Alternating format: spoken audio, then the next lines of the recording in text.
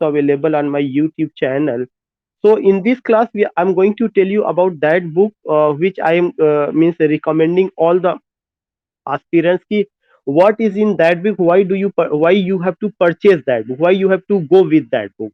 Number one important point when I talk about that book, that is an immoral guide to English literature. मेरे पास भी एक ही उसकी piece अभी बची हुई है और जितनी आई थी मैंने कर दिया.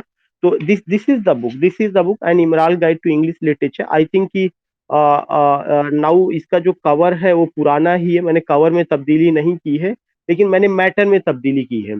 और इसके जो एडिटोरियल बोर्ड के जितने भी लोग हैं, most probably once they were my student but now they are assistant professor in so many degree colleges or inter colleges, assistant professor and lecturer in inter colleges. So what I want to tell you कि जब मैंने एक पूरा editorial board बनाया कि in this editorial board I have to include this person that person all this thing. तो हम I was doing for what I was doing for me especially I was doing my research work in the field of gender studies. Gender studies को third gender को लेकर के मैं काम कर रहा था. तो when I was doing for transgender people, then some students called me, they just suggested, yeah, they just called me and said कि you are doing in that field but what are you doing for me. ये उनका मुझे आज भी याद है कि 2016 में मैंने ट्रांसजेंडर को लेके काम करना शुरू किया और 2017 में I got a minor research project from my university, CSJM university Kanpur से मुझे एक माइनर रिसर्च प्रोजेक्ट मिला था and 50,000 rupee was funded for that project by our university. I did a minor research project on transgender. And when I posted those photos, when I just clicked those photos, especially जो मेरा project था उसको और letter को लेकर के, then so many people who were in my contact, so many aspirants, those who were living in Allahabad, those who were living in Kanpur, they just said ki you are doing for the marginalized section of people, you are doing your research work, that's a good thing, but what you are doing for the aspirants, what are you doing for the you can say for those people who are competitors, those people who are going to appear in TGT PGT examination, have you prepared any material for them or not. तो then I came to know कि undoubtedly in market में कुछ किताबें थी, market में कुछ किताबें पहले से भी थी, अच्छी किताबें थी. मैं being a teacher I can't say कि वो किताबें अच्छी नहीं थी, किताबें पहले से. और मैं उसका नाम लेना चाहूंगा. जैसे अमूमन हर घर में एक किताब आपको जरूर मिलेगी, सुधीर सर की मिलेगी, सुधीर के अरोरा सर की. वो मेरे सीनियर है, मुरादाबाद में है, I know him very well. Sudhir sir की किताब आपको हर आदमी के हाथ में मिलेगी. उसके बाद जो है रंजीत सर की किताब आई थी, सक्सेस इन योर हैंड करके, इस तरह की किताबें आई थी. रंजीत जी की किताब आई हैव नॉट सीन, लेकिन सुधीर जी की किताब को मैंने देखा है. He has written a very beautiful book undoubtedly. उन्होंने अच्छी किताब लिखी है. फिर उसके बाद लोगों ने कहा कि हमने कहा कि now the book is available in market, there are so many books that is available in the market, you can go. तो उन लोगों ने कहा या सर है, लेकिन कम से कम as you deliver lecture in simple and lucid language, I also need it that you have to come in market, you have to write a book for the lovely aspirants, beautiful aspirants, because they know you very well, they know your way of expression, they know how you deliver lecture. So on their recommendation I started to write. But to write a book is not an easy task. When you write a book, there is not only one mind, but you will come to know that there are so many minds. जब आप किताब लिख तो उस किताब को लिखते समय ऐसा नहीं होता कि केवल एक ही दिमाग काम कर रहा है, उसके साथ साथ कई दिमाग काम करते हैं. तो एक टीम बनानी पड़ी और उन टीम में मैंने उन्हीं लोगों को शामिल किया दो जिनको मैंने पहले से पढ़ाया था, जो कहीं पे सिलेक्ट थे. तो मैंने उनको अपना प्रपोजल भेजा. I just send the proposal कि you have to work with and it's the request of.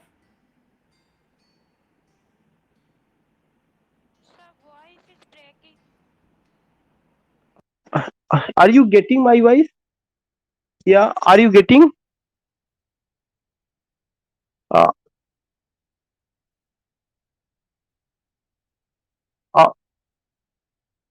Sometime it becomes slow. Okay, okay. Okay. Now just I want to raise the volume. Yeah. So I was telling you कि what I did. I just made my own team और मैंने उनके साथ काम करना शुरू किया. जब मैंने काम करना शुरू किया तो इस किताब का पहला जो the book which I recommended, जो बुक है जो मैं बार बार आपको दिखा रहा हूँ कि ये रहा है, इसका जो पहला एडिशन आया it came in 2007, 2000 I think 17, 2017 में आया, या दूसरा एडिशन 2017 में. I am missing the first addition.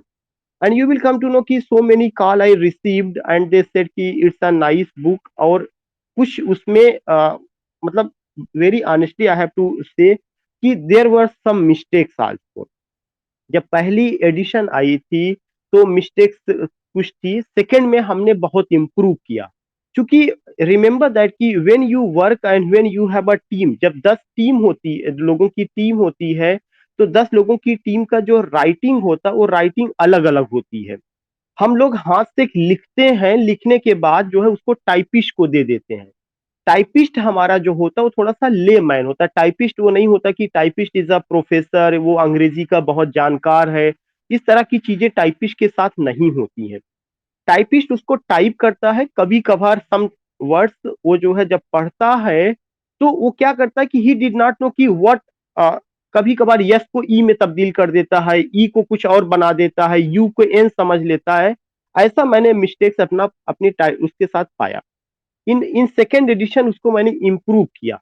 लेकिन कहीं कहीं पे कुछ, पहले मैं किताब की कमियों को खामियों को आपसे बताना चाहता हूँ कि कहीं कहीं पे कुछ वो मिस्टेक्स मैंने पाई कहीं कहीं पे सेकेंड एडिशन में. But in third edition I tried my best to improve all those mistakes, specially all those mistakes I tried. But इसके बावजूद भी रिमेंबर दैट कि हो सकता है कहीं पे टाइपो एरर हो सकता है. मैं ये नहीं कहता कि ये पूरा का पूरा 388 पेज जो कंपोज किया गया है उसमें कामा, फुल स्टॉप या तमाम चीजें सही हैं. हो सकता है कहीं पे एक आध दो मिस्टेक्स हो सकती हैं, लेकिन हम उसके लिए वर्ड मिस्टेक यूज कर रहे हैं. I am not using the word blunder. One point. Second important point कि when I talk about this book, remember that कि why the people started to admire. Even you will come to know Amazon पे कुछ लोगों ने जो rating दिया उसका 5 stars दिया. कुछ लोगों ने उसका जो रेटिंग दिया 3 भी दिया, किसी ने 4 भी दिया. तो ये रेटिंग अपना मार्केटिंग, आई डोंट नो कि वो कौन लोग थे, कौन परचेज किए, कौन लोग नहीं. उसमें जो है कई चीजों को इंक्लूड किया गया था और इतनी बेसिक बुक बनाने की कोशिश की गई कि उसकी जो शुरुआत की गई कि ये चीज देखा गया कि what students need. I just started to come to know कि व्हाट दे नीड. किसी भी स्टूडेंट को लिटरेचर को समझने के लिए 4 चीजों की जरूरत होती है. अब एक कॉमन में पॉइंट बात कर रहा हूँ, और वो कॉमन पॉइंट में किन किन चीजों की जरूरत होती है. सबसे पहली जरूरत ये होती है कि being the student of English literature, do you know what is literature. Being the student of English literature, do you know what is literature. You talk about poetry, do you know what is poetry. You will come to know कि एक एक बात कही जाती है कि poetry is not the opposite of prose but science. Poetry जो है प्रोज का अपोजिट नहीं है, बल्कि पोइट्री किसका अपोजिट है, साइंस का अपोजिट है. जब पहली बार मेरे प्रोफेसर्स ने ये बात बताई थी तो आई वॉज शॉक्ड, क्योंकि in my vocab there was a term की that the opposite of poetry is prose not science, जो मैं समझता था. लेकिन जब उन्होंने कहा no not at all, the opposite of poetry is not prose but science, then I was shocked कि आई डोंट नो. तो व्हाट हैपेंस कि ultimately we do graduation, we do post graduation, even sometimes we clear net JRF also. But there are some basic things which I think every student, whether he is doing graduation, whether he is in post graduation, or whether he has completed graduation or post graduation, he must know what literature is. Literature क्या है. जो literature है उसको Thomas De Quincey ने क्यों 2 हिस्सों में बांटा, लिटरेचर ऑफ नॉलेज और लिटरेचर ऑफ पावर. उसके बाद उसको ये भी पता होना चाहिए कि वह जो स्टडी कर रहा है वह is he studying literature of knowledge और लिटरेचर ऑफ पार. वह लिटरेचर ऑफ नॉलेज की स्टडी कर रहा है या लिटरेचर ऑफ पार की स्टडी कर रहा है. तो हम सारे लोग जो हैं, जो पोइट्री पढ़ते हैं, जो प्रोज पढ़ते हैं, जो नावल पढ़ते हैं, ये सब लिटरेचर ऑफ पार है। तो पहले ये पता होना चाहिए लिटरेचर क्या है। फिर लिटरेचर दो तरह से होता है, literature of knowledge and literature of power. फिर ये पता होना चाहिए what is the difference between literature of knowledge and literature of power, हमें ये पता होना चाहिए। फिर लिटरेचर ऑफ पार में क्या क्या आता है, प्रोज है, पोइट्री है, ड्रामा है, नॉवेल है, शॉर्ट स्टोरी है, biography, autobiography, memoir, travelogue, whatever the word, जो कुछ भी किया जाता है, ये क्या है, इनके बीच के क्या डिफरेंस है। If I am if I am talking about poet, poet क्या है, पोएट कौन है, पोइट्री क्या है, पोइट्री की कैरेक्टरिस्टिक्स क्या होती है, and how we can understand poetry, how the poem can be interpreted, poem को कैसे समझा जा सकता है, पोयम को इंटरप्रेट कैसे किया जा सकता है, इन सारी चीजों को लेकर के हमें बात करनी चाहिए, हमें समझना चाहिए। तो ये बुक, इसलिए मैं कहता हूं कि सबसे पहला चीज तो इस बुक में यही बताया गया, the basic characteristics of literature, what is literature, types of literature, literature of knowledge and literature of power, who is poet, what is poetry, what is prose, understanding novel, understanding drama, understanding poetry and understanding prose. हर हर हर बच्चे को ये पता होना चाहिए। अगर मैं आपसे एक जनरल सा क्वेश्चन पूछता हूं कि जो लोग आज के समय ग्रेजुएशन में कहीं पे किसी को पढ़ा रहे होंगे, वो देखते होंगे कि इफ बीए फर्स्ट ईयर में, if in BA first year there is what, there is poetry, poetry first paper, prose second paper, then you will come to know कि उसमें केवल इतना नहीं पढ़ाया जा रहा है कि पोइट्री है और पोएट है, बल्कि ये पढ़ाया जा रहा है फॉर्म्स ऑफ पोइट्री, ये पूरा यूनिट है जिसको आप फॉर्म्स ऑफ पोइट्री कहते हैं। और उस फॉर्म्स ऑफ पोइट्री में subjective form of poetry, objective form of poetry, उसके words, blank words, heroic couplet, free words, stanza form, couplet, couplet के बाद tercet, octave, quatrain, Spenserian stanza, sestet हो गया, ऑक्टेव हो गया, Chaucerian stanza, Spenserian stanza, ottava rima, terza rima, जितना भी stanza का फॉर्म है ये भी बच्चे को बताया जाता है। फॉर्म ऑफ स्टैंजा के बाद मीटर के बारे में बात की जाती है, आयाम्बिक मीटर, ट्रॉकेइक मीटर, डैक्टिलिक मीटर, एनापेस्टिक मीटर, ये जितने मीटर है उस पर बात की जाती है। तो जो आज का बीए कर रहा होगा स्टूडेंट, वह इन सब चीजों से वाकिफ हो रहा है। अगर वह पोइट्री पढ़ रहा है तो वह एलिमेंट्स ऑफ पोइट्री को भी पढ़ रहा है। और यह एलिमेंट्स ऑफ पोइट्री जो है कहां पर है, it is prescribed in the first unit of that syllabus, जो सिलेबस है उसकी पहली यूनिट में रखा गया है। ऐसे ही जब वह प्रोज पढ़ता है तो प्रोज में वह पढ़ता है what is essay, who is an essayist, formal essay क्या है, इनफॉर्मल एसे क्या है, पीरियोडिकल एसे क्या है, मीमोयर क्या है, ट्रेवलॉग क्या है, बायोग्राफी क्या है, ऑटोबायोग्राफी क्या है, इसके अलावा डायरी क्या है, उसको भी वह पढ़ता है, उसको भी वह जानता है। तो मेरा ये सबसे यही इतना कहना है, what I have to say, I have to say one thing कि this book is important because all the students, whether they are they are doing BA, they are doing post graduation, they have done BA, did their BA, या they have ultimately MA complete कर चुके हैं, but they all have to go with this basic attributes of literature। और ये जो basic attributes of literature है, ये book के सेकेंड चैप्टर में ही हमने इंक्लूड करने की कोशिश की है।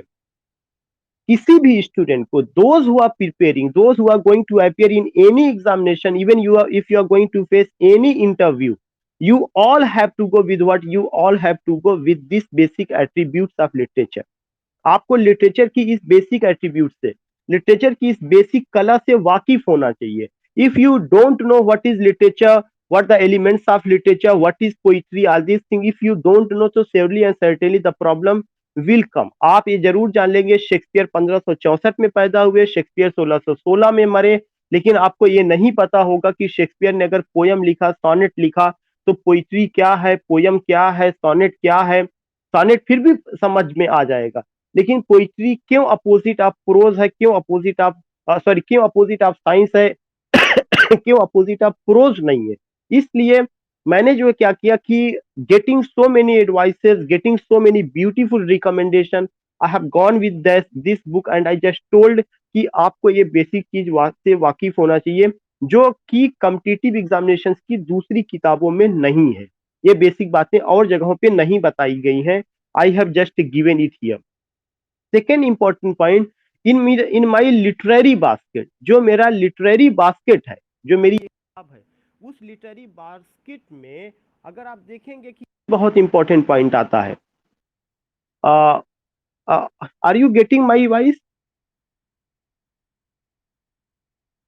Okay, okay, okay, okay.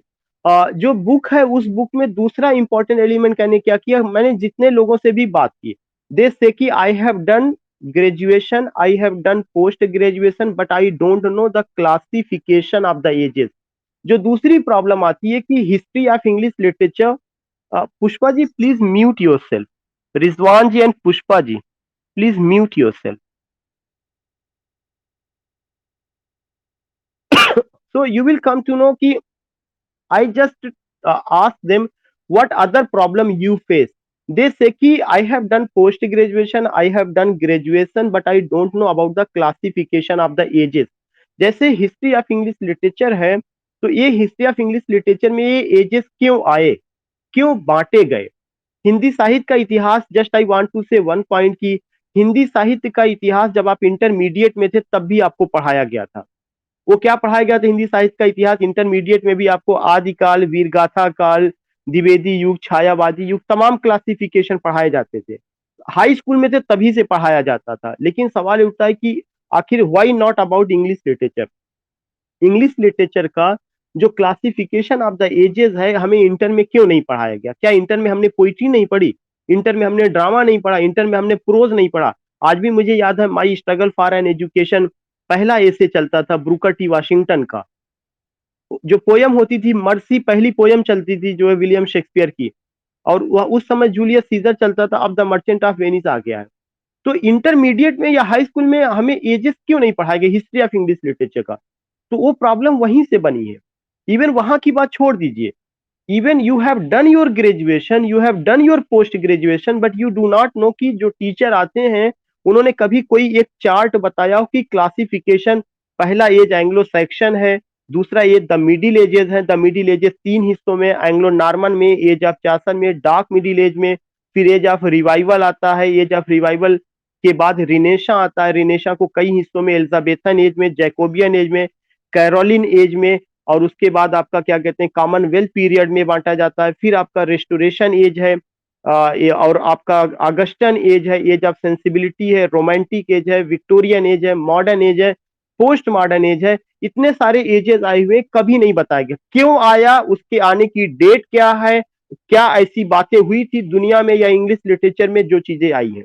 आज अगर जब हम किसी से बात करते हैं एंग्लो सैक्सन पीरियड, तो वो कहते हैं यस सर एंग्लो सैक्सन तो है, ये एंग्लो सैक्सन उन्होंने रट लिया। लेकिन अगर आप उनसे पूछे इसका नाम एंग्लो सैक्सन क्यों पड़ा, they are unable to give the answer. हमें पता होना चाहिए ना, इस एज का नाम अगर एंग्लो सैक्सन रखा गया तो क्यों पड़ा, कोई ना कोई रीजन तो होगा ना। हमारा अगर हमारा नाम शमीम रखा गया तो उसके पीछे कोई ना कोई मीनिंग निकलती होगी ना।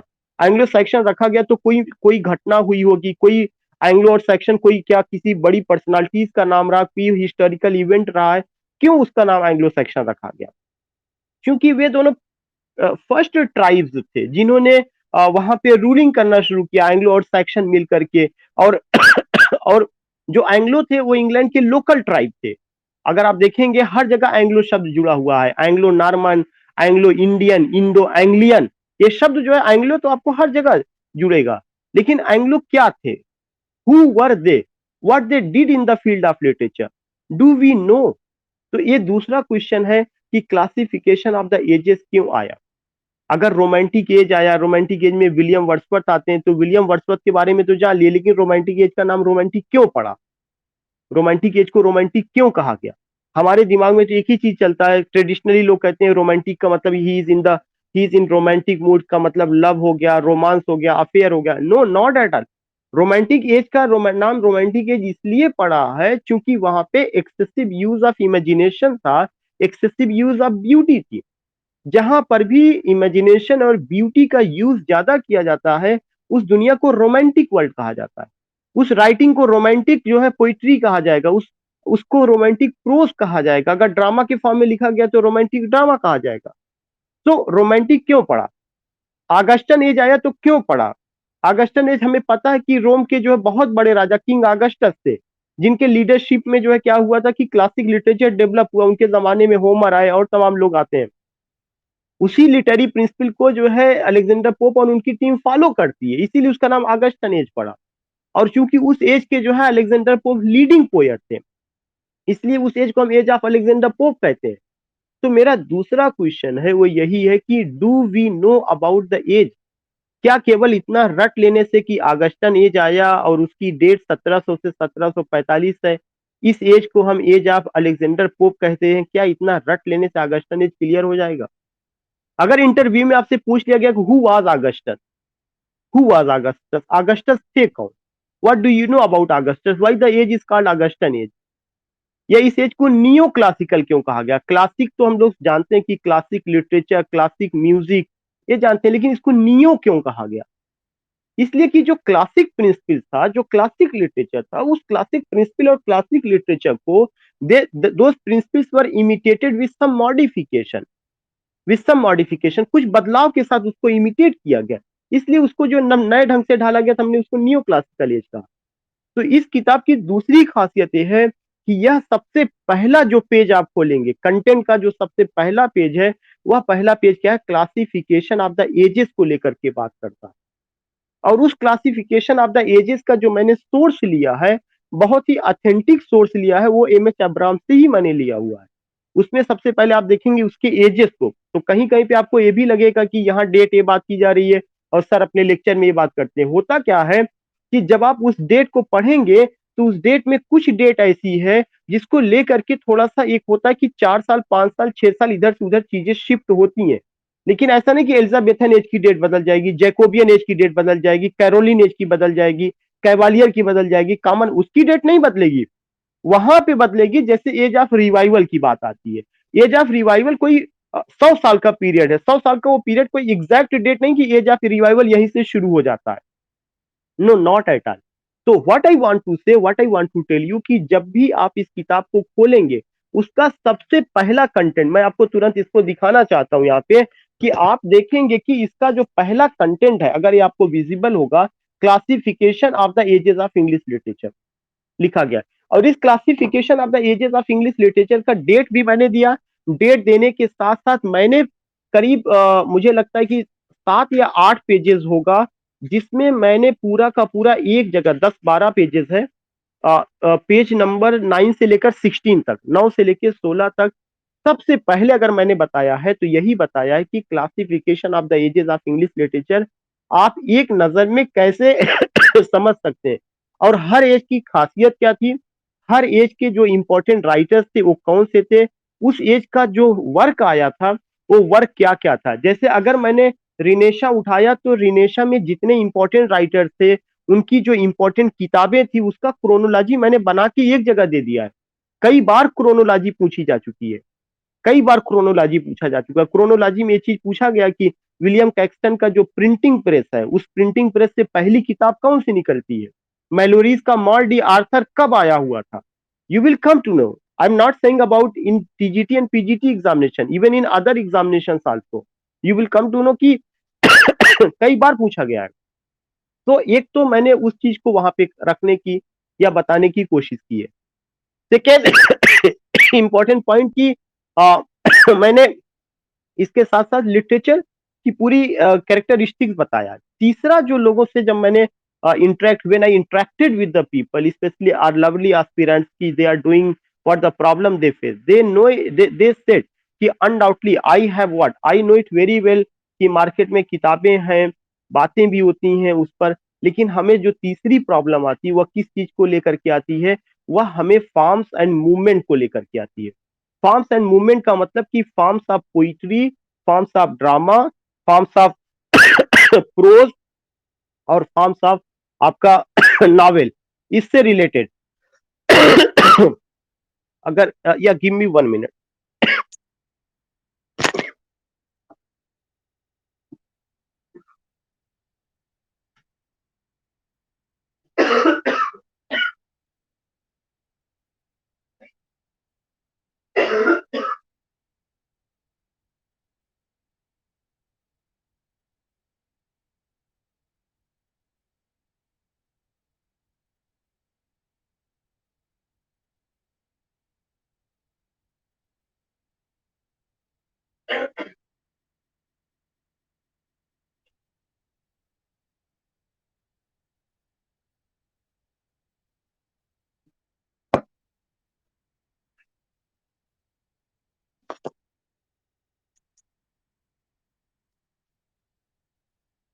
Yeah, then I was just saying कि they all suggested me what कि they have some other problems. जब मैंने उनसे interact किया, what other problems you have, then they said कि that the basic problem is that कि undoubtedly we all know कि literature है या उसके ये फॉर्म्स होते हैं, लेकिन उस फॉर्म्स को हम एक जगह पे जब बात करते हैं, जैसे अगर मैं बात करूं, सानेट की बात करूं, सानेट आपको पता तो चल गया कि सानेट 40 लाइन्स पोयम है।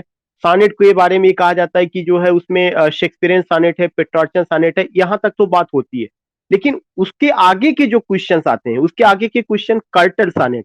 कर्टर सानेट क्या है? 10.5 लाइन का सानेट होता है।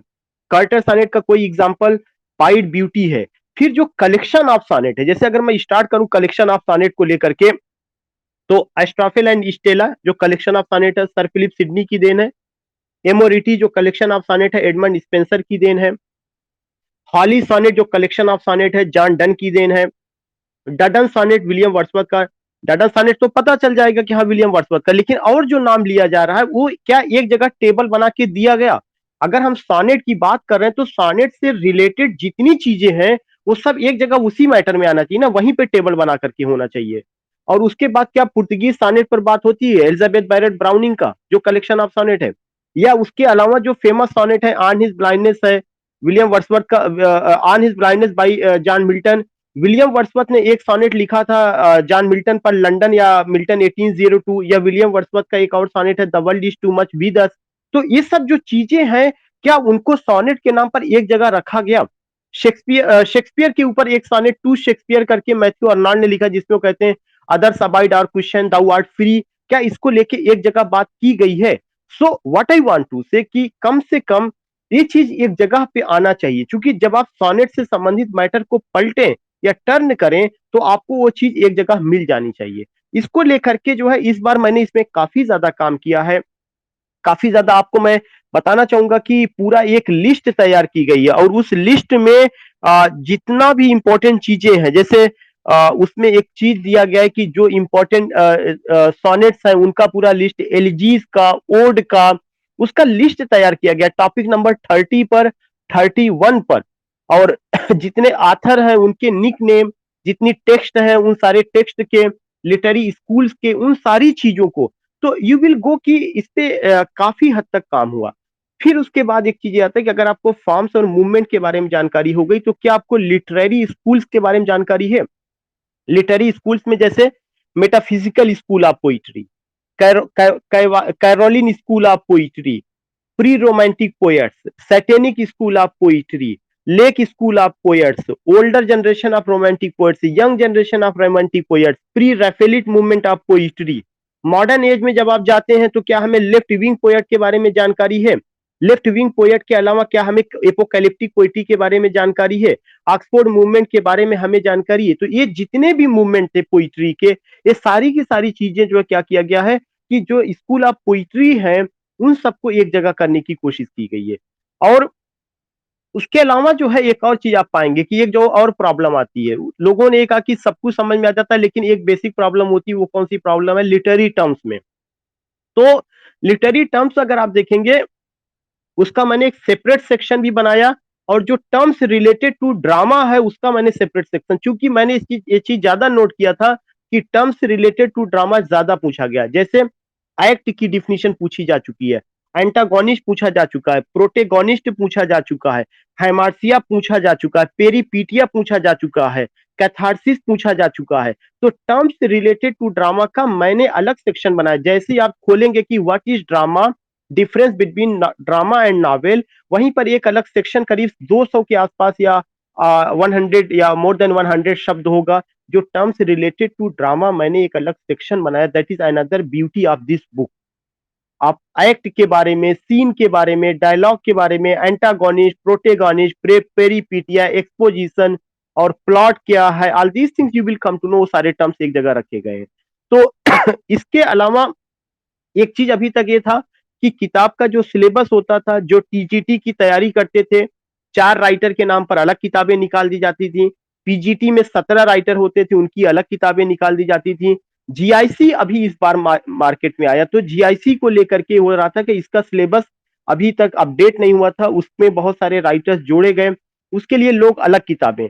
सवाल ये उठता है कि अगर आप अलग अलग सिलेबस की अलग अलग किताबें निकालेंगे तो क्या एक बच्चा जिसने ग्रेजुएशन किया, बीएड किया, पीजी किया, तो क्या वो जो है एक बार टीजीटी के लिए किताब खरीदने 300 रुपए की मार्केट में जाएगा, फिर 400 रुपए के लिए पीजीटी का खरीदेगा, फिर जीआईसी की आएगी उसके लिए अलग खरीदेगा? इसका मतलब वो केवल 1200-1300 रुपए की किताब ही जो है अकेले करेगा। तो इसी चीज को जब मैंने अपने दोस्तों से, मतलब जो मेरे लोग थे उनसे मैंने बात किया और और लोगों से बात किया, तो उन्होंने ये कहा कि आप एक ही किताब में सारी सिलेबस को रखिए। टीजीटी के जो आथर है, भाई आथर्स की अगर बात है तो आथर जो टीजीटी के आथर्स हैं वो टीजीटी के 4 आथर हर आदमी पढ़ेगा, उसके लिए मैंने अलग सेक्शन बनाया चारों आथर का। पीजीटी और जीआईसी के जितने भी आथर हैं उनके टेक्स्ट हैं, उनको उनको भी मैंने इसी में इंक्लूड किया हुआ है इस बार के सिलेबस में। तो यह एक ऐसी किताब है जो टीजीटी का, पीजीटी का, जीआईसी का और साथ ही साथ history of English literature, forms and movement, literary terms, जितनी चीजें हैं उन सारी चीजों को ये कवर करता है। अब एक चीज है कि my job was to write this book, लेकिन मैं फिर भी कहता हूं कि लिखने के बाद भी बहुत सारी गुंजाइश रह जाती है। उस गुंजाइश के लिए आपके सजेशंस का मैं एहतराम करूंगा, तहे दिल से मैं उसका वेलकम करूंगा। If I get any suggestion या if I get any word, अगर मैं कुछ ऐसे वर्ड पाता हूं आपकी तरफ से अप्रिसिएटिव वर्ड, या in in the appreciation of this book, in the admiration of this book, उसका भी मैं वेलकम करूंगा। और अगर आपका कोई सजेशन आता है कि नियर फ्यूचर में सर आप इसको शामिल करिए, उसको भी लेकर के मैं बात करूंगा। दूसरा चीज, अगर किसी पेज में कहीं पर किसी चीज को लेके डाउट है तो always the door is open for you. आप उसकी फोटो लेकर के या कोई और चीज खींच के मुझे भेज सकते हैं कि मुझे यहाँ पे डाउट, आप इसका डाउट क्लियर कर दीजिए। और फिर भी मैं कहता हूँ, इतना कहने के बावजूद, इतने सारे लोगों के सामने the things are recording, video भी अवेलेबल होगा, मैंने फिर भी कहा कि इसके बावजूद भी गुंजाइश हो सकती है। हो सकता है कहीं पे टाइपो एरर भी हो सकती है, कहीं पे स्पेलिंग मिस्टेक्स भी एक आध जगह। मैं अपनी तरफ से पूरी कोशिश, लेकिन मैं परफेक्ट नहीं हूं। मैं नहीं कह सकता हूं कि मैं एंजिल हूं, मैं गॉड हूं, परफेक्शन मेरे अंदर आ गया, क्योंकि ये टीम वर्क है। 10 लोगों ने, 12 लोगों ने मिलकर हमने काम किया है। टाइपिस्ट जो होता है वो एरर कहीं ना कहीं कर देता है, और हम लोग जब प्रूफ रीडिंग करते हैं तो चांसेस है, इंसान है, कहीं ना कहीं चीजें हम लोगों के भी हाथ से ओवरलुक हो सकती हैं। फिर भी आपके सजेशन का, आपकी चीजों का मैं तहे दिल से वेलकम करूंगा। और मैं जरूर कहूंगा कि आपको इस बुक के साथ जाना चाहिए। इसलिए जाना चाहिए कि आपको पढ़ना चाहिए, उसकी अपनी एक क्वालिटी को देखना चाहिए, उसकी मार्केट में और बुक से कंपैरिजन भी करके देखना चाहिए कि what do you find it ultimately, why the book is highly significant. और है, मैं तो करूंगा, लेकिन मैं आपके भी वर्ड्स को निष्पक्ष भाव से, विदाउट एनी की, ऐसा नहीं कि आप मेरे स्टूडेंट हैं इसलिए आप मेरी एडमायर करिए या इसके बारे में कुछ लिखिए। जो लोग अमेजॉन से खरीदते हैं वो जरूर कुछ कमेंट, जो भी कमेंट बेहतर, मतलब इन द सेंस की नजर में किताब को ध्यान में रखते हुए जो भी बेहतर हो उस पर कमेंट करें। उसकी रेटिंग अगर वो वहां से परचेज करते हैं कर सकते हैं। जिन लोगों को बुक पहुंची हुई है, मैं जरूर चाहूंगा कि वो लोग भी अपनी फेसबुक वॉल पे या अपनी डीपी को एक दिन के लिए वो उस किताब के नाम दे दें, जिसको कि वो स्टडी करेंगे जो है, और एक दो वर्ड्स उसके बारे में लिख दे। ये जरूरी नहीं है, जब आपको अच्छी लगे तभी अच्छे वर्ड्स लिखिएगा। अगर आपको किताब अच्छी नहीं लगती है तो मेरी तरफ से कोई भी अप्रिसिएटिव वर्ड्स आई डोंट थिंक कि आना चाहिए। इतना सारी चीजें तो इतना सब चीजों को मैंने लेके बताया है। ये तो जनरली बुक के बारे में था। और अगर आपको इस बुक से रिलेटेड कोई क्वेरी हो, कुछ हो, तो आप पूछ सकते हैं। नहीं तो उसके बाद सीधे मैं टॉपिक पर आऊं जो आज मुझे पढ़ाना है। If you have any query और एनी डाउट रिगार्डिंग बुक जो मैंने अभी बात की है उसको लेकर के, if you want to say something. और बुक में केवल और केवल लिटरेचर का मैटर है, लैंग्वेज का कोई मैटर मैंने इंक्लूड नहीं किया है। बिकॉज मैं लैंग्वेज का टीचर ही नहीं, मुझे लैंग्वेज उतना ज्यादा आप कह सकते हैं मेरी नहीं होल्ड है। और उसके लिए मेरे दोस्त हैं, केडी सर हैं, वो पढ़ा रहे हैं, बहुत अच्छे टीचर हैं। और जो लोग जुड़े हुए हैं उनसे वो जानते हैं कि हाँ, he is a very nice teacher और very kind hearted generous teacher. तो केडी सर, लैंग्वेज को लेके हम आप वहाँ पे कोई भी बात कर सकते हैं। लिटरेचर का कोई भी प्रॉब्लम होती, चाहे बुक को लेकर के हो चाहे जनरली वैसी चीजें हो, तो आप उस पर कर सकते हैं। जीआईसी के सारे ऑथर्स को मैंने इंक्लूड किया है। हिस्ट्री ऑफ इंग्लिश लिटरेचर का मैंने 57 पेज का एक पूरा मैटर तैयार किया है जो एंग्लो सेक्शन से शुरू होता है। और पोस्ट मॉडर्न एज अभी और किसी में नहीं डाला गया था, मैंने पहली बार पोस्ट मॉडर्न एज डाला है। और मॉडर्न एज के जितने मूवमेंट है, सरियलिज्म, दादाइज्म, निहिलिज्म, फ्यूचरिज्म, एब्सर्डिज्म, उन सबको मैंने अलग अलग करके डाला है। अलग अलग मतलब उनके बारे में एक एक पैसेज करके मॉडर्न एज के मूवमेंट्स है, वो मैं आपको उसको दिखाना चाहूंगा। वो भी एक बहुत इंपॉर्टेंट चीज है कि उसको मैंने कवर किया हुआ है। मॉडर्न एज के जितने भी मूवमेंट्स हैं, 167, 160, या literary movements of modern age. अगर आप देखेंगे literary movements of modern age करके मैंने एक पूरा सेक्शन रखा हुआ है। और उस literary movements of modern age में जब आप उसको जाएंगे तो आप देखेंगे कि उससे रिलेटेड जितनी चीजें रही हैं उन सारी चीजों को, जैसे मैंने इमेजरी आपको पढ़ाया था, तो इमेजरी अगर वहां पे दिया गया इमेज क्या है, इमेजरी क्या है, तो visual image, auditory image, gustatory image, olfactory image, tactile image, kinetic image, kinaesthetic image, सारे इमेजेस एक जगह मैंने रख दिए उसके विद एग्जांपल की किससे रिलेटेड है। इसके अलावा जितना मूवमेंट है, एग्जिस्टेंशियलिज्म है, एक्सप्रेशनिज्म है, दादाइज्म, सरियलिज्म, निहिलिज्म, फ्यूचरिज्म, वार्टिसिज्म, क्यूबिज्म, जो जो मॉडर्न एज को समझने के लिए जानना चाहिए, उसको लेकर के बात की गई है। जॉर्जियन पोइट्री, अभी एक क्वेश्चन मैंने आज उस दिन के पेपर में दिया था कि कल के पेपर में कि who is not a Georgian poet. Georgian poetry, Georgian anthologies, Georgian characteristics, उसके पोयर्स का, उन सब का डिटेल में करके, एडवर्डियन पोइट्री क्या है उस पर बात की गई है। और एक बहुत अच्छा टॉपिक रखा गया पोस्ट मॉडर्निज्म, जिस एज में हम लोग रह रहे हैं, पोस्ट मॉडर्निज्म के राइटर्स कौन है, क्या क्या है, उन सबको कंप्लीट किया गया है। तो history of English literature Anglo Saxon से लेकर के पूरा पोस्ट मॉडर्न एज तक उसको कवर किया गया है। इसके अलावा जो राइटर जीआईसी के हैं वो कहाँ से शुरू हो रहे हैं, जियोफ्रे चौसर से शुरू हो रहे हैं। जियोफ्रे चौसर से लेकर के जितने राइटर जीआईसी के हैं, जितने राइटर पीजीटी के हैं, चाहे वो इंडियन हो, अमेरिकन हो, और जितने भी हैं उन सबको उसमें ये वो किया गया है। हाँ, एक चीज मैं सबको जरूर सजेस्ट करूंगा कि आप सारे लोग एक वर्क से जरूर जाइएगा, वर्क नंबर 16 से, जिसमें लिटरेरी स्कूल्स है 16 में, 17 में name of authors and their poetic sobriquet है, यानी पेन नेम क्या है। उसके बाद लोकल कलर और इमेजिनेटिव वर्ल्ड, जैसे जो है अगर एक क्वेश्चन कभी कभार आता है कि हार्डी किससे जुड़े हुए हैं, वेसेक से जुड़े हुए हैं, और आर के नारायण किससे जुड़े थे, मालगुडी से जुड़े थे। तो दुनिया के जितने भी राइटर हैं जो रीजनल नॉवेल लिखे थे वो किस स्थान से जुड़ करके चीजों को लिखे हैं, उसकी एक जगह लिस्ट तैयार की गई जिसको मैंने लोकल कलर नाम दिया है। टाइटिल ऑफ ऑनर, जितने राइटर हैं उनका पेन नेम होता था। पेन नेम जैसे अगर मैं आपको बात बताऊं कि चार्ल्स लैम किसके नाम से लिखते थे, इलिया के नाम से लिखते थे। या जॉर्ज एलियट का जो नाम था मिसेस एंड उनका जस्ट मिसिंग द नेम की George Eliot, Mary Mary Evans के नाम से जॉर्ज एलियट का उसमें चलता था। तो ऐसे जो भी ऑथर्स हैं उनका जो निक नेम है, जो पेन नेम है, उसकी एक लिस्ट बना के दी गई है।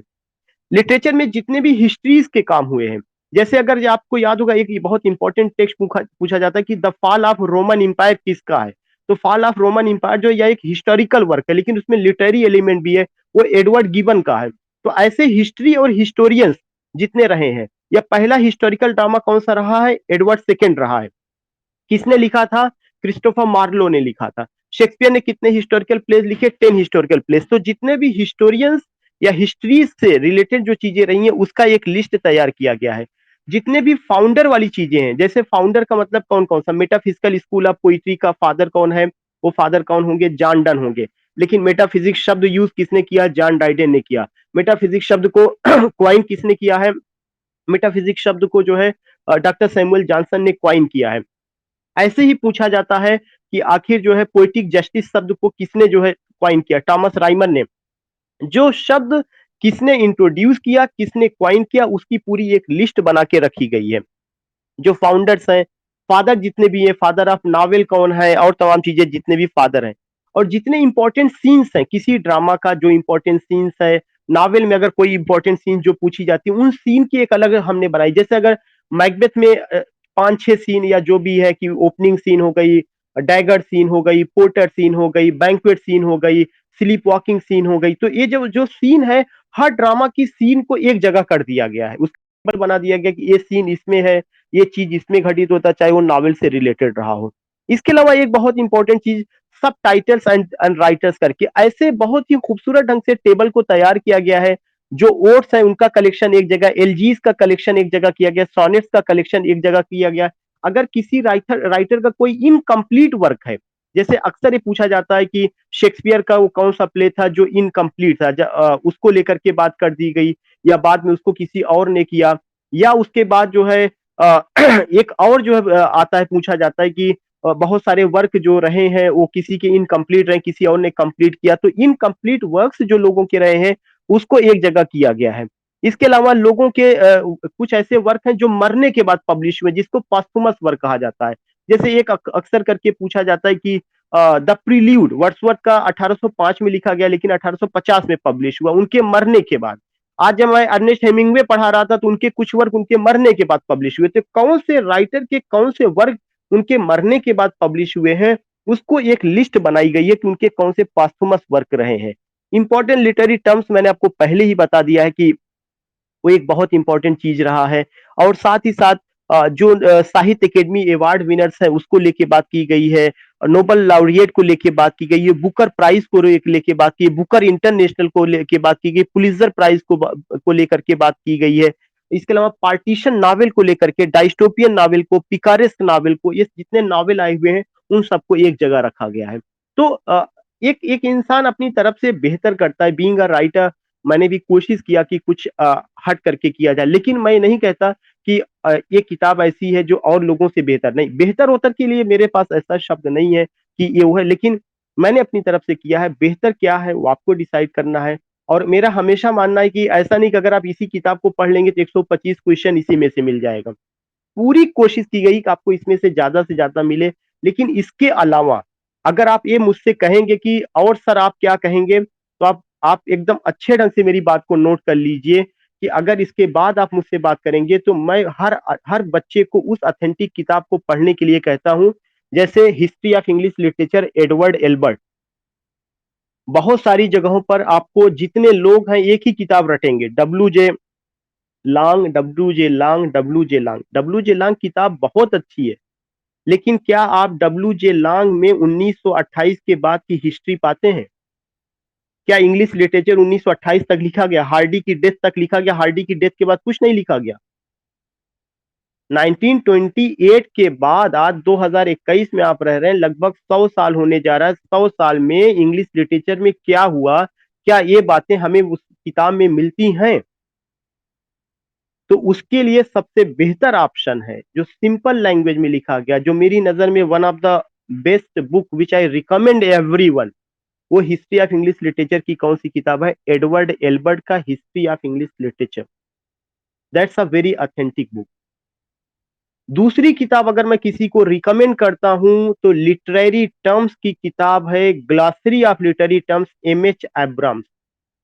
वो किताब अनडाउटली लैंग्वेज थोड़ा सा हार्ड है, लेकिन जब आप उसको एक बार पढ़ेंगे या हमारे लेक्चर्स को सुनेंगे या जो लिटरेरी टर्म्स मैं कवर कर रहा हूँ उसी से कवर कर रहा हूँ, अगर आप उस लेक्चर को सुनेंगे जो मैं एक्सप्लेन करता हूँ every day, you will come to know कि undoubted that's a very nice book और हर आदमी को पढ़ना चाहिए। जब हम लोग पढ़ते थे तो लोग ये कहते थे ये इंग्लिश लिटरेचर की गीता है। जिसे इंग्लिश लिटरेचर पढ़ना है उसको glossary of literary terms, M H Abrams का बहुत अच्छे ढंग से पढ़ना चाहिए। तीसरी किताब अगर आप मुझसे बात करेंगे कि और मैं क्या रिकमेंड करना चाहता हूं, तो थर्ड बुक के नाम पर ध्यान में रखिएगा कि बहुत सारी चीजें हो सकती हैं, बहुत सारे जो है किताबें आपको देखने को मिलेंगी, so many books you will come to know. लेकिन बी प्रसाद का एक लिटरेरी बैकग्राउंड करके है, ब्रिजाधीश प्रसाद की literary background of English literature ऐसी ही करके है, मैं उसको जरूर रिकमेंड करता हूँ। ये तीन बुक्स जो है मेरी नजर में, जो लोग तैयारी कर रहे हैं, जो लिटरेरी थियरी और क्रिटिसिज्म की मैं बात नहीं, इसको लेकर के। अब आप कहेंगे सर क्या इसमें आथर मिल जाएगा? इसमें आथर और उनके टेक्स्ट उतना नहीं, इसमें का मतलब कि मेरी किताब में तो मिल जाएगा लेकिन ये जो मैंने रिकमेंड किया उसमें नहीं मिलेगा। आथर के लिए आपको पता है कि अगर शेक्सपियर ने 37 प्लेज लिखे हैं तो 37 प्लेज का पूरा स्टोरी, पूरा कैरेक्टर डील कर पाना बहुत मुश्किल है, उसकी समरी, उसकी चीजें। तो उसके लिए आपको आथर और उनके वर्क के लिए आपको किस पर डिपेंड करना पड़ेगा? मार्केट में जो किताबें हैं उसमें आपको जाना पड़ेगा। लेकिन हमें ध्यान में रखना है कि मैंने अपनी बुक में जो तीनों को मैंने रिकमेंड किया है उससे रिलेटेड सारे मैटर को मैंने इंक्लूड किया है। लेकिन इसके इंक्लूड करने के बावजूद भी मैं आपको ये जरूर कहूंगा कि आपको उस बुक को स्टडी करना चाहिए। लेकिन कब स्टडी करना चाहिए? जब आपके पास पर्याप्त समय हो। If you don't have time, अगर समय नहीं है, एग्जामिनेशन सर पर है, तो 600 पेज की क्या हिस्ट्री ऑफ इंग्लिश लिटरेचर पढ़ी जा सकती है? जितने लोगों को मैंने रिकमेंड किया तो वो लोग कह रहे हैं सर कहाँ से शुरू किया जाए, क्या बातें इसमें कह रहा, समझ में नहीं आ रहा। समझ में आएगा। टीचर का इंपॉर्टेंस क्यों होता है? टीचर का इंपॉर्टेंस इसीलिए होता है कि वह किसी भी कठिन चीज को, किसी भी बड़ी चीज को सिंपल लैंग्वेज में, अपनी लैंग्वेज में बना देता है। वरना मैटर मटेरियल तमाम किताबें तो पढ़ी हुई हैं, फिर हमारी क्या जरूरत है? Why teacher is teacher, because जो टीचर है वह टीचिंग करता है, और टीचिंग एक आर्ट होती है। वो आपसे कम्युनिकेट करता है, किसी भी कठिन चीज को सिंपल लैंग्वेज में आपके स्टैंडर्ड पे ला के वह बात करता है। This is why teacher exist. नहीं तो टीचर की कोई जरूरत ना हो, हर आदमी बस किताब लेकर के राइटर ही बन जाए। No, writer is another thing, teacher is another thing, उन सबका जरूरत होती है। तो इतना सारी चीजें मैंने आपसे बात किया है। अब अगर आपका कोई क्वेरी हो, कोई आपका सजेशन हो, कोई अगर और चीज आप कहना चाहते हो, तो you can just say, you can ask me any query. जो नए लोग मुझसे जुड़े हुए हैं, मैं उन्हीं से मुखातिब होऊंगा, क्योंकि अ, मेरी पहली क्लास है। उनको लेकर के तो आई थिंक कि अ, अनु मैडम है। अनु मैडम, आपको कोई प्रॉब्लम?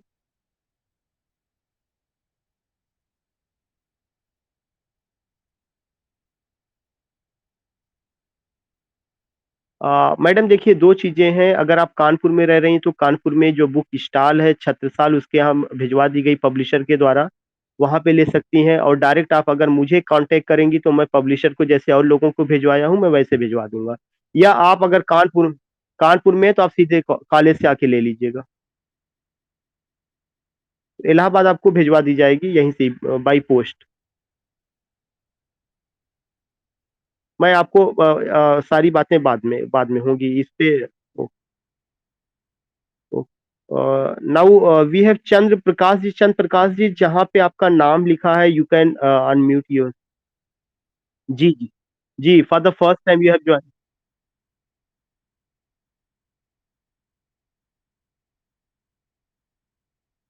हाँ हाँ।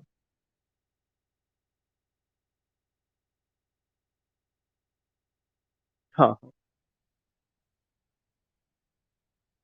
देखिए, when we talk about Anglo Saxon period, तो हमें चंद्र प्रकाश जी ये पूछना चाहिए कि क्या एंग्लो सैक्सन पीरियड में इंग्लिश लिटरेचर में कोई बड़ा काम हुआ है?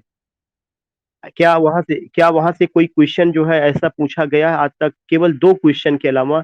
सबसे पहला कि इंग्लिश का पहला जो एपिक आया हुआ बियोल्फ, वो एंग्लो सैक्सन पीरियड में आता है। बियोल्फ को, BEOWULF, बियोल्फ को लेकर के। और एक और चीज कि उस समय के लीडिंग पोएट साइन वुल्फ थे।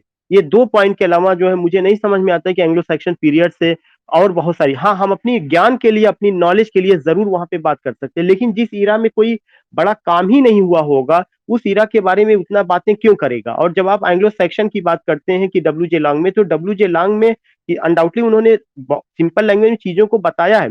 लेकिन उन्होंने ये बताने की कोशिश की है कि how literature flourish, how literature develop.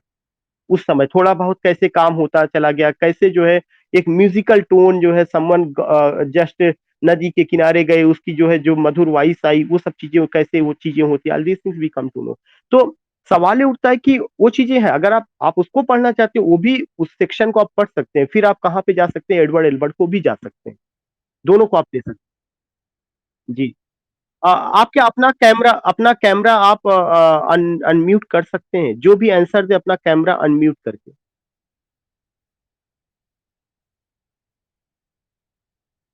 जी। इलाहाबाद में यूनिक बुक शॉप एक है, वो हमारे मैं पब्लिशर से कह दूंगा, तो वहां पे वेंसडे को पहुंच जाएगी किताब। अच्छा, आप गए थे? हाँ, उस समय नहीं आई थी। वेंसडे को किताब पहुंच जाएगी, और अगर आप लेना चाहेंगे तो डायरेक्ट यहाँ से भी, जैसे और लोगों को पोस्ट हुई है, एक दो दिन में लोगों को मिल गई, सीधे यहाँ से आपको मिल जाएगी। Okay okay. आप मुझे अभी मैं अपना कांटेक्ट नंबर दूंगा, आप उस पर बात कर सकते हैं। नाउ उषा मैडम तो बहुत पहले से हैं, and she is in degree college, तो उनसे। जी जी जी। आज आपने जो, हाँ हाँ, सर्वेश भाई भी हैं।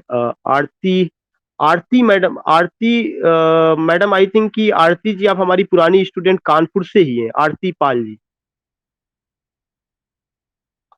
आ, आरती जी। नहीं रिस्पॉन्स, या शगुन सिंह जी कोई है? Shagun Singh ji, perhaps you have muted unmuted yourself. Do you want to ask something? Good evening जी। गुड इवनिंग जी।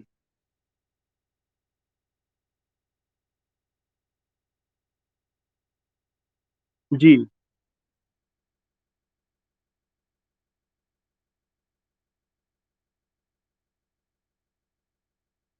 हाँ सिम्बलिन। हाँ Cymbeline Cymbeline.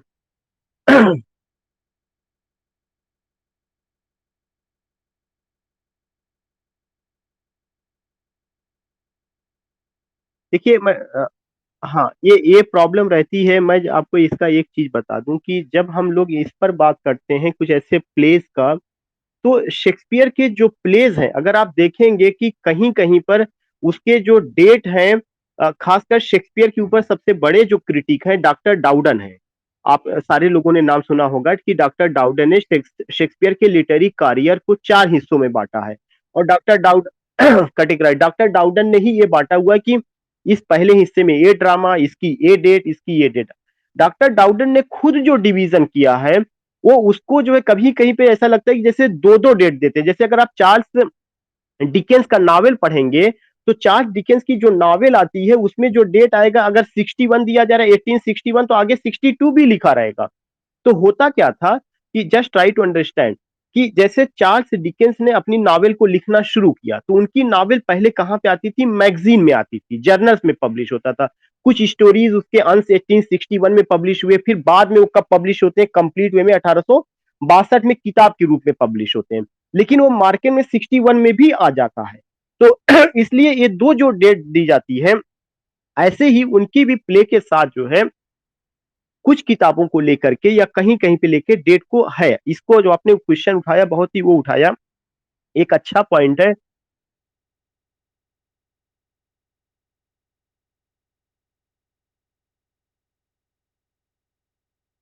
Hmm.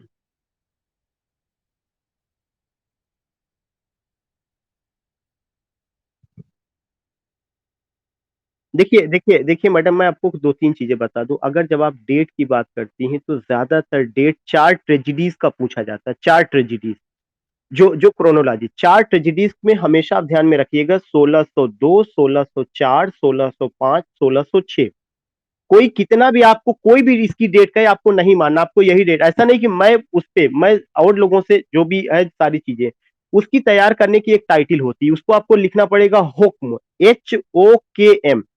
H for Hamlet, O for Othello जी, O for Othello, K for King Lear, M for Macbeth. ये short में आपने लिख लिया।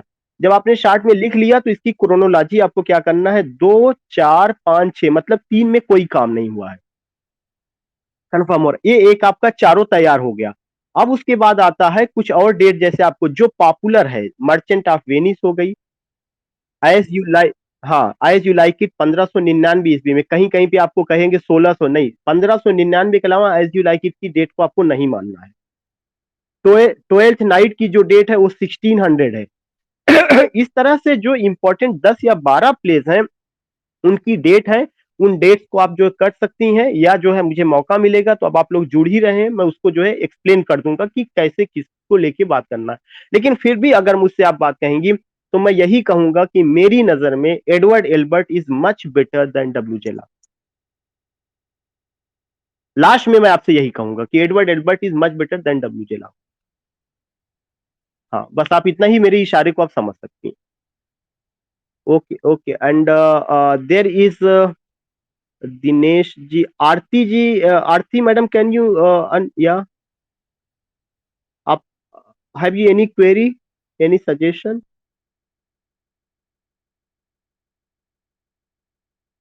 You have unmuted but not getting your voice. Now Shivangi ji, yeah, yeah. Good evening. Yeah, have you any doubt? Have you any suggestion? Have you any query? Okay, जी, ठीक है, okay madam, okay. Now अंबुज भाई या और भी लोग हैं, या शगुन शगुन madam से बात हो चुकी है? शिवा शिवा शिवा मैडम, आपकी किताब कॉलेज में मेरे रखी थी, लेकिन मैडम का फोन आया था कि वो जो है कल भेजेंगी। Shiva madam, where your name is mentioned, you can unmute. There is a symbol of a mic. Touch it, and you will be unmuted. Not getting response. बाकी सारे लोग हमारे पहले की स्टूडेंट हैं। Shilpi madam, Sonali madam, Shweta madam, Vartika ji, Anu madam से बात होती। जी शिवा, जी शिवा मैडम जी। हाँ हाँ, जी जी जी जी जी जी। तो have you any doubt, any query?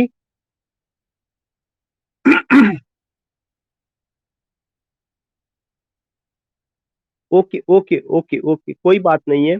आपको whatever the thing you have to go with that book, अभी जो भी है, और कल आपको किताब वो मिल ही जाएगी। मैडम ने कहा वो भेजेंगी। नौ लक्ष्य, हाँ लक्ष्मण भाई, आपको भी किताब आपकी पहुंच जाए। इलाहाबाद वालों को बहुत जल्दी पहुंच गई है, मुझे लगता है कि कल तक हो सकता है आपको डिलीवर हो जाए। आपका मैसेज आया था मेरे पास। हाँ हाँ हाँ, तो डजेंट मैटर। जो हमारे नए, जी जी जी जी जी, नहीं नहीं, उसको लेकर के, हाँ पढ़ते रहिए। जी जी जी जी। हम्म। नहीं नहीं नहीं, देखिए अभी इधर समय नहीं है, लेकिन मैं इतना जरूर कहूंगा कि अपने में ये पर्याप्त है। But one thing I would like to say, कि मैं जितना भी टेस्ट सीरीज करा रहा हूं, आप उस टेस्ट सीरीज को राम बाण मान के चलिए। अगर आपको याद होगा, मैं ग्रुप में भेजने के अलावा मैं इंडिविजुअली लोगों को फोन कर रहा हूं कि आपको टेस्ट सीरीज मिली या नहीं मिली, आपने उसको आंसर करके मुझे भेजा या नहीं भेजा। तो जिसको टेस्ट सीरीज नहीं मिल पा रही है, मैं उसको इंडिविजुअली पीडीएफ फाइल भेज रहा हूँ। और ये मेरी रिक्वेस्ट है, मैंने उस दिन भी कहा था, मैं फिर से हाथ जोड़ करके आपसे रिक्वेस्ट करता हूँ, आप हर चीज को इग्नोर कर दीजिएगा। मैं सारे लोगों की बात कर रहा हूँ, लेकिन आप टेस्ट सीरीज को इग्नोर ना करिएगा। क्योंकि टेस्ट सीरीज आपको एक ऐसा हथियार है, जो बहुत सारे क्वेश्चन जो हो सकता है मैं अपने लेक्चर में डिस्कस ना कर पाऊंगा हूं, लेकिन वहां पर जब आदमी क्वेश्चन बनाने बैठता है या उसको तैयार करता है, क्योंकि वो सारा चीज टॉपिक वाइज चल रहा है, तो आपको बहुत कुछ वहां मिलेगा। और हमारा टारगेट 20 टेस्ट सीरीज का है। 20 टेस्ट सीरीज का मतलब कि केवल ऐसा नहीं कि आपके पास 2000 क्वेश्चन होगा, वही नहीं है। उस 2000 क्वेश्चन में कम से कम आपको 10,000 क्वेश्चन मिलेंगे। अब आप कहेंगे सर 2000 पे कैसे 10,000? क्योंकि उसके जितने ऑप्शन दिए गए हैं, A B C D, हम उन सबको क्लियर करते हैं। उसको कराने के बाद मैं आपसे, आप लोगों से क्या करता हूँ, 25-25 क्वेश्चन एक एक दिन में, 50-50 क्वेश्चन एक एक दिन में, मैं चारों ऑप्शन को आपसे डिस्कस करता हूँ। और उसका मैं एक्सप्लेनेटरी आंसर तैयार करा रहा हूं। ऐसा नहीं कि उस तरह का आंसर कि पहले का ए है, अगर ए है तो क्यों है ए। इस तरह का मैं पूरा एक्सप्लेनेटरी आंसर तैयार करा रहा हूं। और आपको जो पहला टेस्ट सीरीज मैंने 120 क्वेश्चन का कराया है, उसका एक्सप्लेनेटरी आंसर कल या परसों आप लोगों के बीच में सर्कुलेट। तो मैं फिर से आप लोगों से, या वीडियो भी, उसका उसका वीडियो भी पड़ा हुआ है यूट्यूब चैनल पर। तो जितने लोग हैं जो आज नए लोग जुड़े हुए हैं, उनसे भी मेरी यही इल्तजा है, मेरी रिक्वेस्ट है, in very sweet tone, in very humble tone I am seeing, कि don't take me only as a teacher, but try to say कि that I am your elder brother, और व्हाट द एक्सपीरियंस आई है, उसके तहत आपसे मेरी request है कि टेस्ट सीरीज में आप जरूर पार्टिसिपेट करिए। वो आपको वो सारी चीजें, चूंकि अभी जब मैं मेरी बात हो रही थी जो है एक दो लोगों से, तो उन्होंने कहा कि कुछ ऐसी चीजें जहां पे उनको डाउट है। इवन इवन जो मेरी भी ऑब्जेक्टिव किताब आपके पास जा रही होगी, उसमें भी कुछ चीजों को लेकर डाउट, क्योंकि मुझे पता है कि टाइपिस्ट कहाँ गलती किया हुआ है मेरा। लेकिन जब आप मेरे साथ test series 100 question, 120 question solve करते हैं, तो आप ये समझिए उसमें कोई डाउट नहीं होता है। क्यों? क्योंकि टीचर जो है उसी ने पेपर बनाया, उसी ने उसका आंसर निकाला, बहुत अच्छे ढंग से एक एक क्वेश्चन पर उसने एक्सरसाइज की हुई है।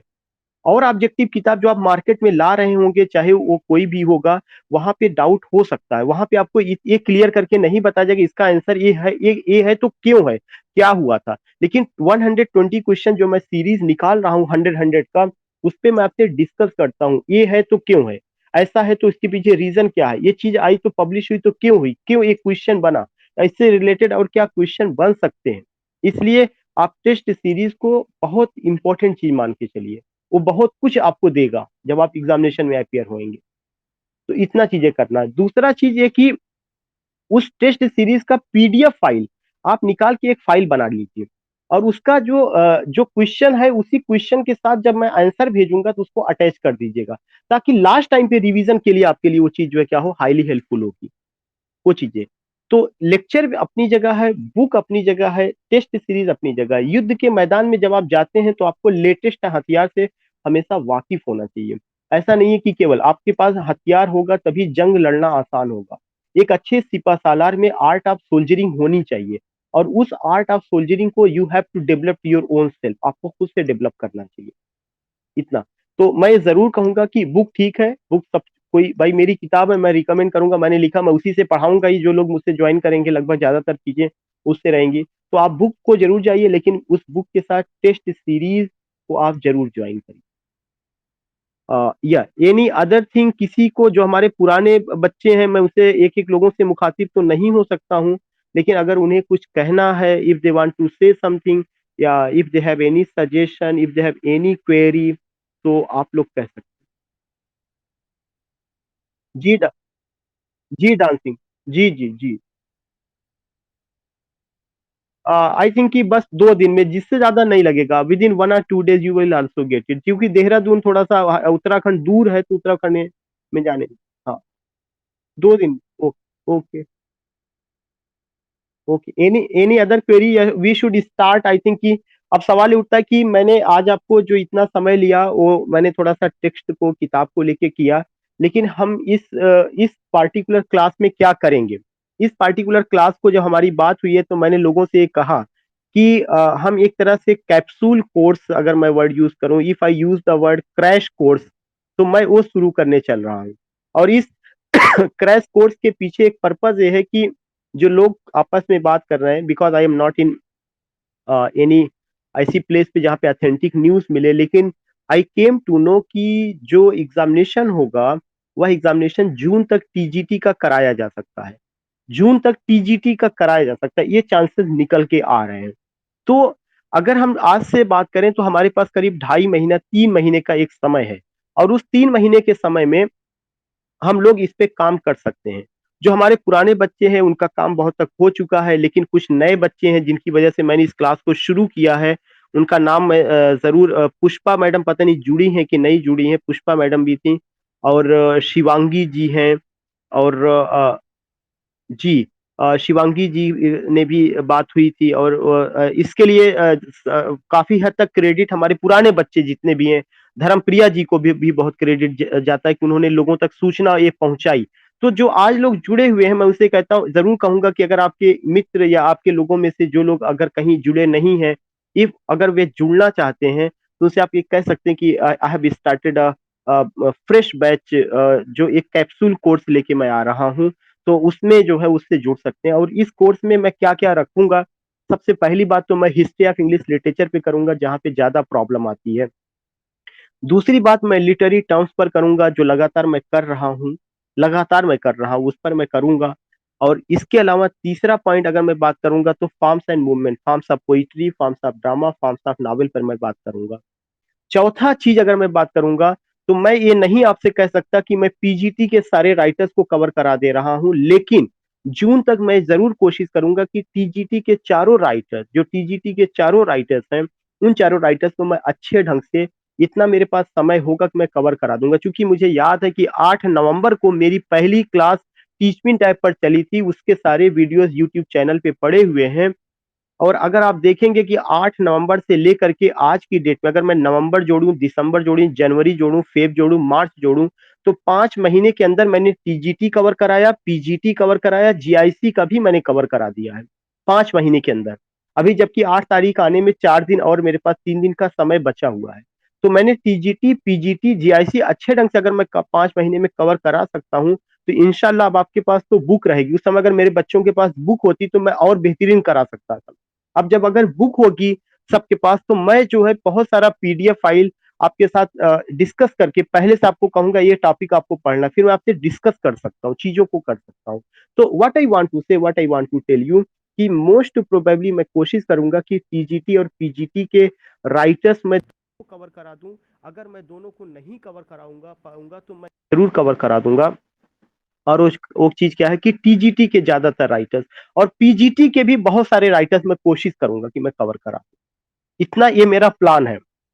तो विदाउट डिलेइंग, बगैर रुके हुए, बगैर कुछ किए हुए, मैं सबसे पहले हिस्ट्री ऑफ इंग्लिश लिटरेचर पे बात करता हूँ।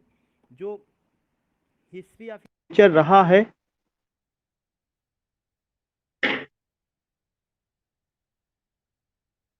या गिव मी 1 मिनट।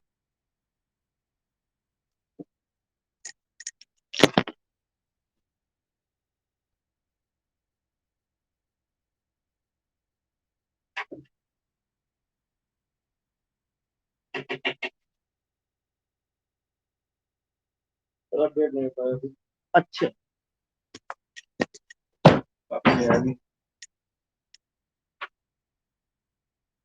तो जो जो हिस्ट्री ऑफ इंग्लिश लिटरेचर रहा, उस हिस्ट्री ऑफ इंग्लिश लिटरेचर को when we talk about you will come to know कि उसका जो शुरुआत होता है कहाँ से होता है, एंग्लो सैक्सन पीरियड से। तो एंग्लो सैक्सन पीरियड, उसके बाद आपका एंग्लो सैक्सन पीरियड 450 से 1066। अभी orally I am telling you, लेकिन मैं सारे मैटर को मैं क्या करूंगा, लिखूंगा अभी व्हाइट बोर्ड पर। तो just sharing with you white board, let me mute my camera.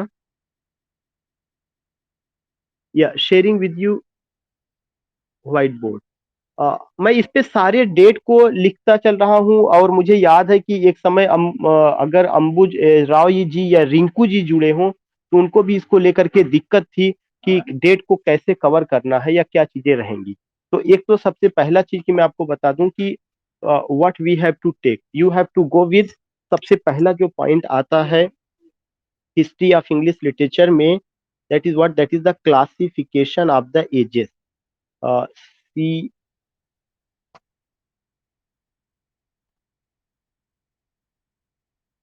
CLA double SIFICATION, classification of the ages. ये जो क्लासिफिकेशन ऑफ द एजेस है, इसमें से सबसे पहला जो पॉइंट है एंग्लो एंग्लो सैक्सन पीरियड।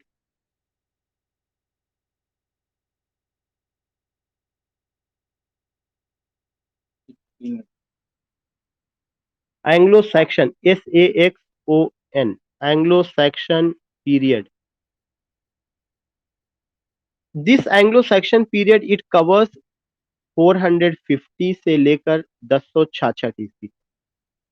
आज आप केवल डेट वगैरह इसको लिख लीजिएगा कि व्हाट आई वांट टू से, एंग्लो सैक्सन पीरियड 450 से 1066। हम लोग एडी की बात करें, बीसी की बात नहीं कर रहे, एडी की बात।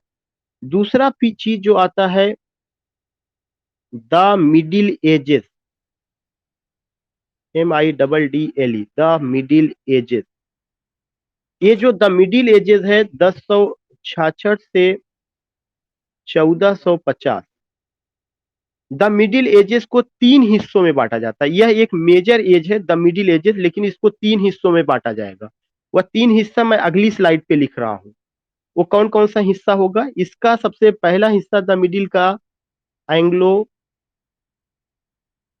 Norman period.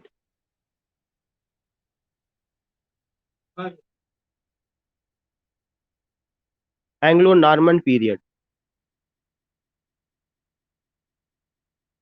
1066 से 1350।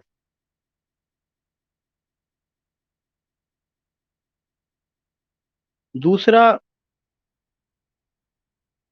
उसी का द मिडिल एजेस का दूसरा है age of Chaucer,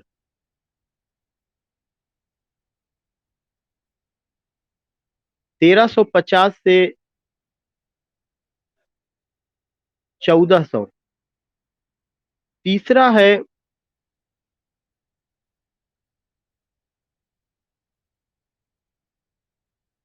dark middle age, dark middle age 1400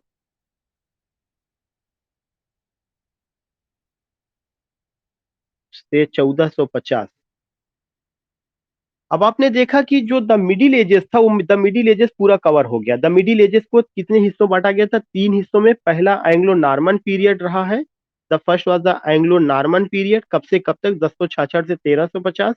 दूसरा एज ऑफ चौसठ, 1350 से 1400। तीसरा डार्क मिडिल एज, 1400 से 1450। फिर उसके बाद तीसरा जो मेजर एज आएगा, उस तीसरे मेजर एज को एज ऑफ रिवाइवल कहा जाता है। इसमें थोड़ा सा जो मैं डेट बता रहा हूं और जो आप किताब में पाएंगे, उसमें कहीं ना कहीं एक डाउट आपको हो सकता है। Age of revival, age of revival को जो मैं बता रहा हूं, वो 1450 से लेकर के 1550, 100 साल तक का राउंड फिगर में। कहीं कहीं पे ये 1485 आपको देखने को मिलेगा, कहीं कहीं पे 1453 आपको देखने को मिलेगा, और कहीं कहीं पर 1400 से ही कुछ लोग शुरू कर देते हैं।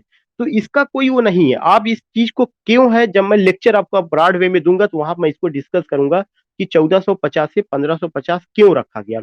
यह एज ऑफ रिवाइवल का समय था। चौथा पीरियड। जी।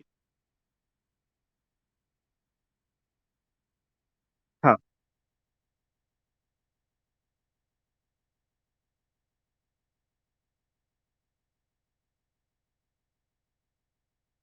नहीं, नॉट, मैडम एक मिनट में रोकूंगा। नॉट 1452, जब भी आपको माना जाएगा 1453।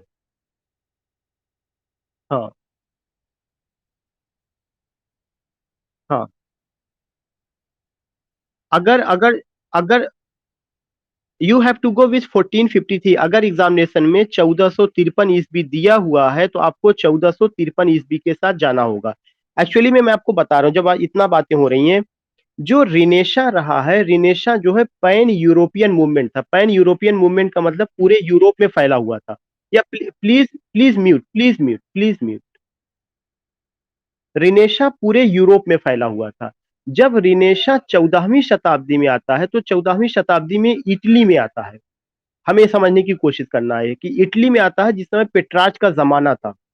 तो पहले वह इटली में आता है, फिर उसके बाद क्या होता है, फिर उसके बाद वो जो है फ्रांस में आता है 15वीं शताब्दी में, फिर 16वीं शताब्दी में कहाँ पे आता है? इंग्लैंड में आता है। इसका मतलब कि 16वीं शताब्दी तक पूरे यूरोप में फैल चुका होता है।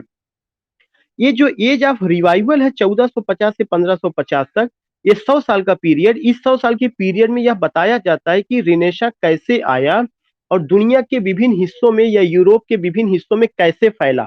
तो ये उसके 100 साल के फैलने का इतिहास हुआ जब आप इसकी बात करते हैं।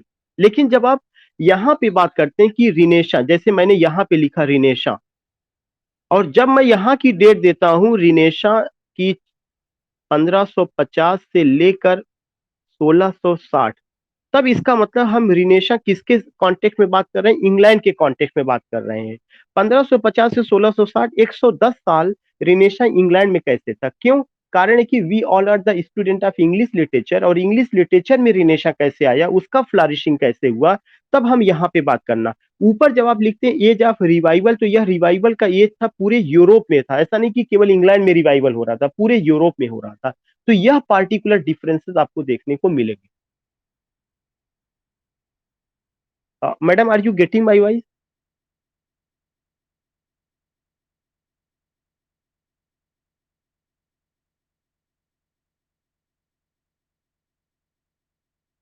हाँ।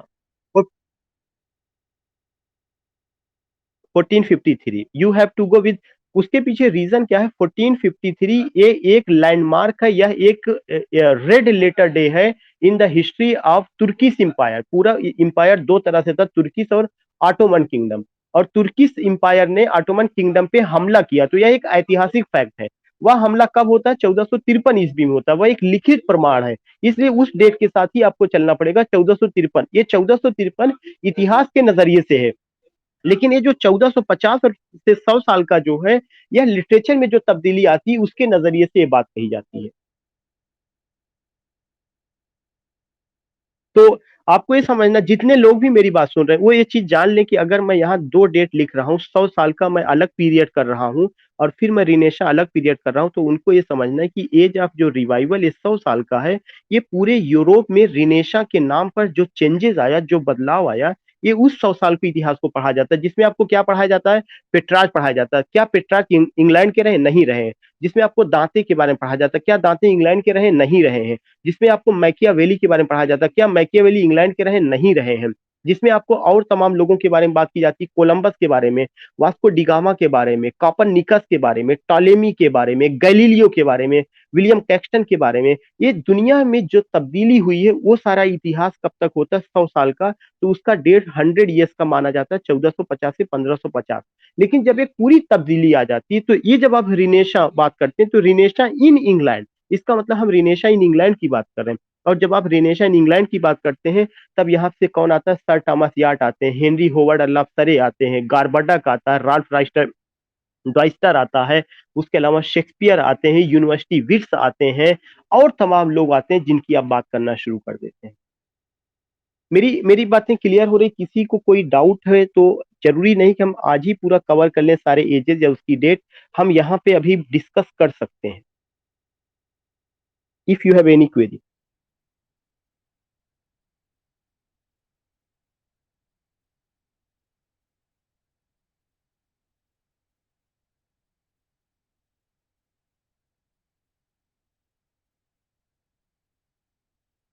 Yeah, Renesha only England means we don't have to write only Renesha. Whenever you talk about Renesha, then you have to talk Renesha in England. मैंने यहाँ पे उसको शार्ट में लिखा, लेकिन जब आप रिनेशा इन इंग्लैंड की बात करेंगे तब 1550 से 1660, क्योंकि रिनेशा इंग्लैंड में 16वीं शताब्दी में आया हुआ है, और 1550 का मतलब कि 16वीं शताब्दी में आप एंट्री कर चुके हैं। अब आप जो बात कर रहे हैं वहां की बात कर रहे हैं। किसी और को कोई डाउट? Any doubt? अब जब आप रिनेशा इन इंग्लैंड की बात करते हैं तो रिमेंबर दैट कि इसमें आपको कौन कौन सा एज कवर करना है, ये इसके भी कई छोटे छोटे एजेस बन जाते हैं। रिनेशा इन इंग्लैंड का मतलब कि उसका जो सबसे छोटा एज, मतलब जो छोटे छोटे एज है, उसमें से एक नाम है एलिजाबेथन एज। एलिजाबेथन एज में भी रिनेशा रहा है, वहीं से वो क्लाइमैक्स पर जाता है, एलिजाबेथन एज। क्या आपको नहीं है कि एलिजाबेथन एज का मतलब कि हम English literature, British literature, England की बात कर रहे हैं, और एलिजाबेथन एज का जो डेट है वो कब से कब तक है? 1558 से 1603। अब आप ये कहेंगे सर आपने वहां तो 1550 लिखा था, यहाँ 1558 लिखा, क्योंकि ये जो डेट 1558 है, या क्वीन एलिजाबेथ को लेके बात हो रही है। रिनेशा तो इंग्लैंड में आ ही चुका है, लेकिन उसके जो छोटे छोटे एज हैं, उसमें से एक एज क्या आता है? एलिजाबेथन एज, जिसमें 1558 में क्वीन एलिजाबेथ इंग्लैंड के सिंहासन पे बैठती हैं, 1603 में उनकी मौत हो जाती है। उसके बाद जो है क्या होता है, इसी का एक दूसरा एज आता है, जिसको आप जैकोबियन एज कहते हैं। जैकोबियन एज, ये जो जैकोबियन एज होता है 1603 से 1625, 1603 से 1625। उसके बाद जो तीसरा एज आता है, कैरोलिन एज, 1625 से 1649। इसके बाद इसी का एक चौथा एज आता है, जिसको हम कॉमनवेल्थ पीरियड कहते हैं। कॉमनवेल्थ पीरियड 1649 से 1660। बस let me know one point, कि जब आप बात करते हैं कि रिनेशा इन इंग्लैंड, तो उस रेनेशा इन इंग्लैंड को आपको कितने हिस्सों बांटना है? 4 हिस्सों में। पहला हिस्सा जो होगा उसको क्या कहा जाएगा? एलिजाबेथन एज कहा जाएगा। यह जो एलिजाबेथन एज होगा 1558 से 1603, हमें पता है कि इस एज में चार बड़े राइटर आते हैं, William Shakespeare, sir Philip Sidney, Francis Bacon, Edmund Spenser. उनके बारे में बाद में बात होगी, लेकिन हमें पता होना चाहिए एलिजाबेथन एज क्यों, क्यों एलिजाबेथ के नाम पर 1558 क्या है, 1603 क्या है। जैकोबियन एज उसके बाद आता है। जैकोबियन एज के जो किंग थे, जेम्स फर्स्ट थे, उनका टाइमिंग 1603 से 1625। कैरोलिन एज जो किंग थे, चार्ल्स फर्स्ट थे, उनका टाइमिंग 1625 से 1649। और ये सारे राजा रानी एक एक डायनेस्टी से बिलोंग करते हैं, जिसका नाम स्टुअर्ट डायनेस्टी था।